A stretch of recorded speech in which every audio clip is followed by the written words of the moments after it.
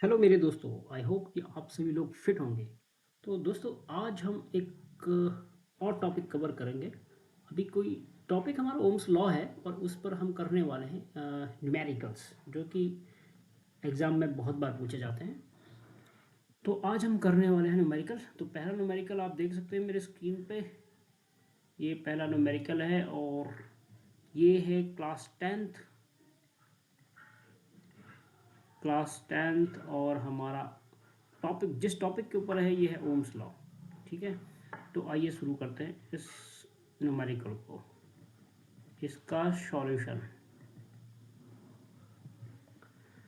तो क्वेश्चन है कि when a 12 volt battery is connected across an unknown resistor, there is a current of 2.5 milliampere in the circuit, find the value of the resistance of the resistor. तो जैसे मैंने बताया, जो important term है हमेशा underline कर लेते हैं। एक तो 12 वोल्ट की बैटरी, ये थोड़ा कम दिखाई दे रहा है तो मैं चेंज करता हूँ अपना पेन का कलर। आई थिंक ये दिखाई दे रहा है 12 वोल्ट।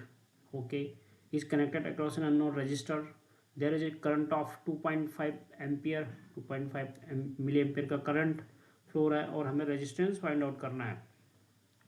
तो जहाँ पर वोल्टेज, करंट और रेजिस्टेंस की सीधी सीधी बात हो तो समझ लो कि वहाँ पर ओम्स लॉ हमें अप्लाई करना है। तो ओम्स लॉ क्या है? ओम्स लॉ क्या है? ओम्स लॉ कहता है V equal to I R, यानी किसी अगर सर्किट में अगर पोटेंशियल डिफरेंस है V और उसमें फ्लो होने वाला करंट है I, तो V ऑलवेज प्रोपोर्शनल होता है I के। और जहाँ ये फॉर्मूला बन जाता है V equal to I R. R उसका रेजिस्टेंस है, यानी कि जिस मटेरियल में करंट फ्लो हो रहा है, तो ज़रूरी नहीं है कि वो पूरा का पूरा करंट फ्लो होने ही दे। वो कुछ ना कुछ उसको रिटार्ड करेगा, रोकेगा। तो जो रोकना है वो हमारा रेजिस्टेंस है। ओके, तो रेजिस्टेंस हर एक मटेरियल का अपना अलग अलग होता है। तो इस तरह से हम इस न्यूमेरिकल में ये वाला फॉर्मूला यूज करेंगे। तो यहाँ पर V इक्वल टू हमारे पास है। आप चाहें तो कोई अपने समझने के लिए एक सर्किट भी कंस्ट्रक्ट कर सकते हैं। जैसे एक सर्किट है, इसमें एक रेजिस्टेंस है, ये रेजिस्टेंस है। इस रेजिस्टेंस को हमने इस आकार दिया है तो ज़रूरी नहीं है कि ये रेजिस्टेंस ऐसा ही होता है। एक गोला मैंने खुद कर लिया इसके ऊपर। Actually this is something like this register. और यहाँ पर एक बैटरी लगा दीजिए। इस तरह से एक बैटरी लग गई और ये बैटरी है 12 वोल्ट की और इसमें फ्लो होने वाला करंट आई जो है 2.5 मिली एम्पियर का है। और ये रेजिस्टेंस है आर, जो हमें पता नहीं है, जो हमें फाइंड आउट करना है। तो यही ओम्स लॉ को हम यहाँ पर अप्लाई करेंगे। तो V equal to I R, तो V हमारा है 12 वोल्ट और I हमारा है 2.5 ampere, milliampere, sorry, milliampere. और R हमें फाइंड आउट करना है। आप देख सकते हो कि देखो ये वोल्ट है, ये मिली एम्पियर है। इस वोल्ट को पोटेंशियल डिफरेंस भी कहते हैं और ये मिली एम्पियर है। रेजिस्टेंस का यूनिट होता है ओम। तो इसका ऐसा यूनिट, रेजिस्टेंस का ऐसा यूनिट ओम, और आई करंट का ऐसा यूनिट होता है एम्पियर, बट यहाँ पर है मिली एम्पियर। तो इंश्योर करें कि सबसे पहले ऐसा यूनिट में हम सारी क्वांटिटी को चेंज कर लें। तो एक मिली एम्पियर इक्वल टू होता है 1 मिली एम्पियर इक्वल टू होता है 10⁻³ एम्पियर। तो 2.5 मिली एम्पियर इक्वल टू होगा 2.5 इंटू 10⁻³ एम्पियर। और 12 वोल्ट, जो वोल्ट है पोटेंशियल डिफरेंस का यूनिट, वो ऐसा यूनिट में ही है। तो इस तरह से हमारे यूनिट हो गए यूनिफॉर्म। अब हम सीधे सीधे V equal to I R वाले फॉर्मूले में इनकी वैल्यू रखते हैं। तो यहाँ से ये तो ऑलरेडी आपको समझ में आ गया होगा ओम्स लॉ। तो मैं यहाँ इस पोर्शन को इरेज कर देता हूँ ताकि मैं इस पोर्शन में इस न्यूमेरिकल को सॉल्व करूँ।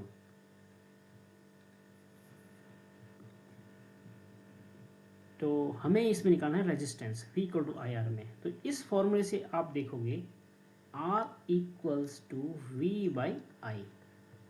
तो V की जगह मैं लिख दूँ 12 और I की जगह मैं लिख दूँ 2.5 इंटू 10⁻³ ओके। आगे अब यहाँ पर 0.5 है, सबसे पहले मैं पॉइंट को हटाऊँ तो अगर मैं पॉइंट को हटाता हूँ तो समझ लो अब कि मैं इसको 10 से एक मल्टीप्लाई कर रहा हूँ। अगर मैं 10 से इसको मल्टीप्लाई कर रहा हूँ तो ऊपर भी मल्टीप्लाई करूँगा। तो 10 से मैं जैसे ही इसको मल्टीप्लाई करूँगा ये होगा, वो हो जाएगा 2.5 का 25।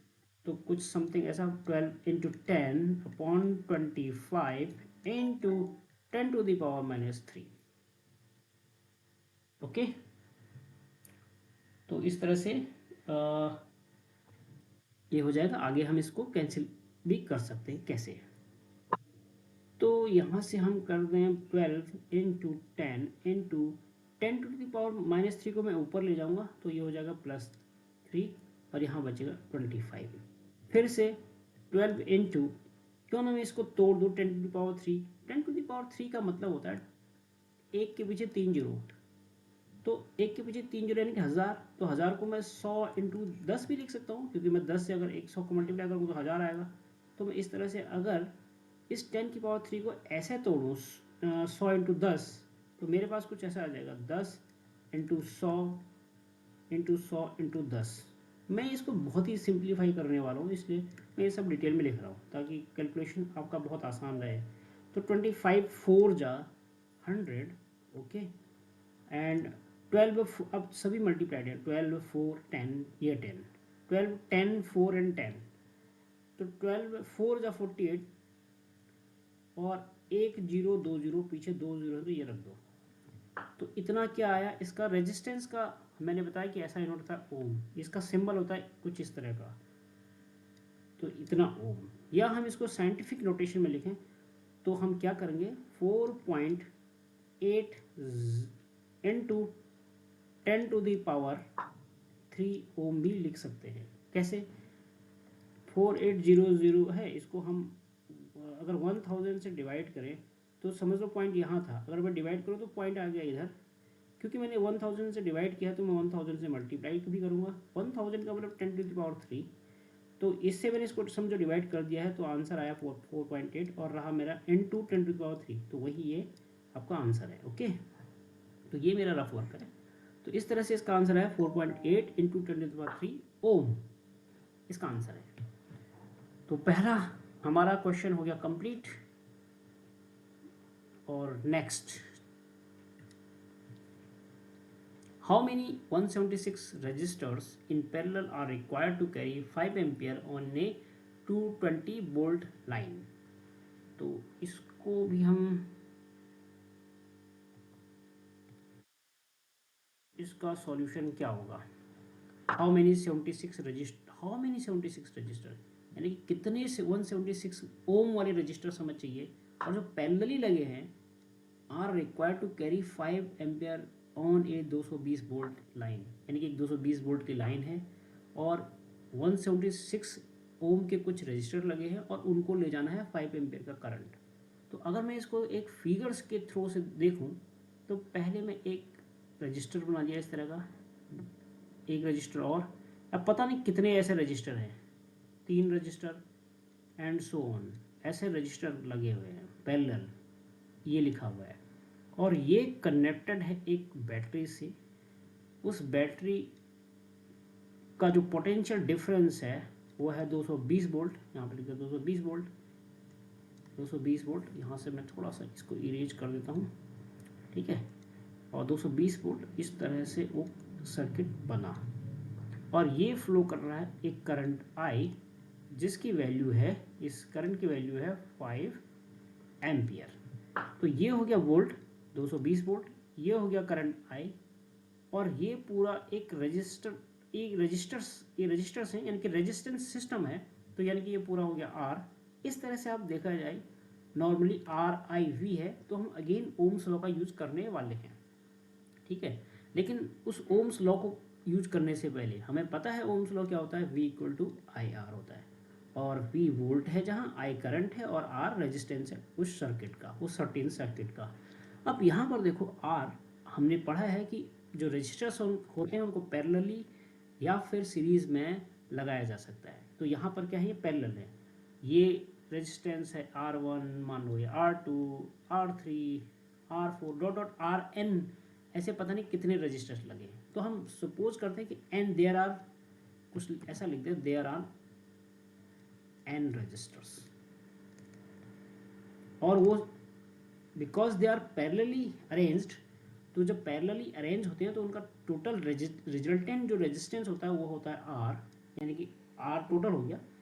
हम इनको ऐसे ऐड करते हैं 1/R1 + 1/R2 इस तरह से।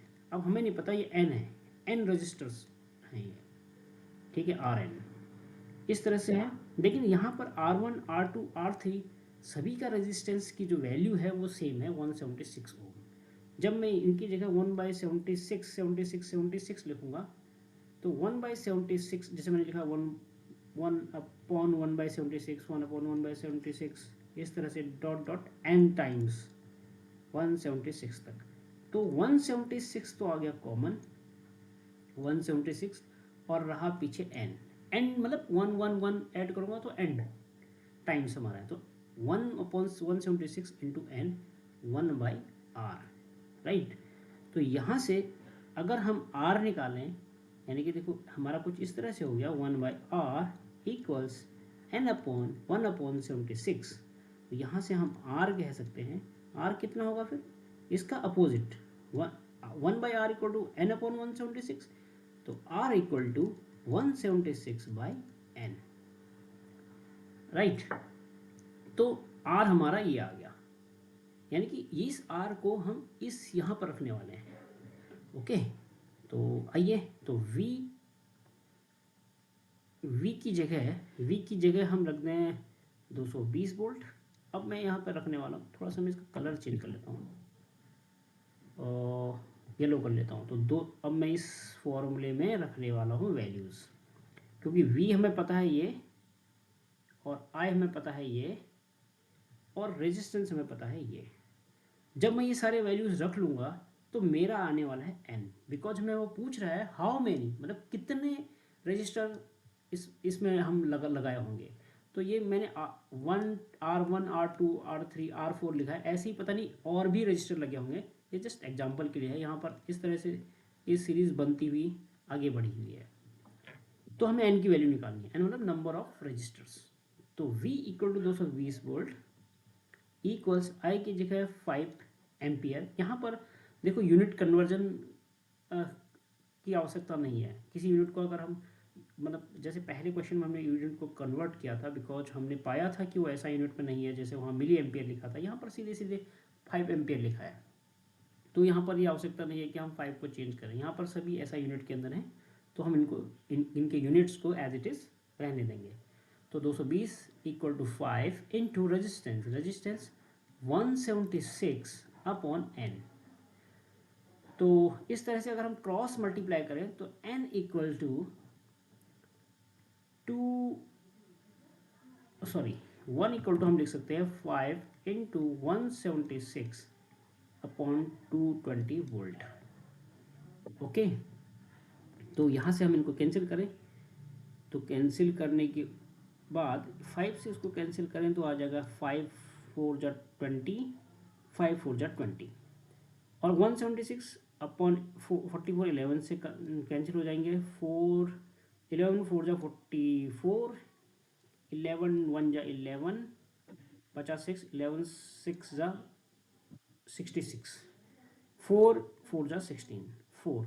तो इसका मतलब हमारा जो आंसर आया n इक्वल टू आया 4, यानी कि हमारे नंबर ऑफ रजिस्टर्स कितने होंगे 4, और ईच रजिस्टर का जो रेजिस्टेंस है वो 176 है। It is already given in the question. तो आई होप कि आपको इन न्यूमेरिकल को कैसे सॉल्व करते हैं ये समझ आया होगा। अगर कोई डाउट है तो मुझे कमेंट्स बॉक्स में लिखें, और वो मुझे एक अपॉर्चुनिटी भी देगा कि मुझे किस तरह से आपको समझाना चाहिए, जो भी मेरे से अगर यहाँ पर कोई मिस हुआ है, और आपके नॉलेज के हिसाब से कि वो भी मुझे इंक्लूड करना चाहिए, तो मैं डेफिनेटली नेक्स्ट टाइम उसको इंक्लूड करूँगा। तो thank you for watching this video clip. अगली बार फिर मिलेंगे एक ऐसी इन्फॉर्मेटिव वीडियो के साथ, तब तक के लिए गुड बाय।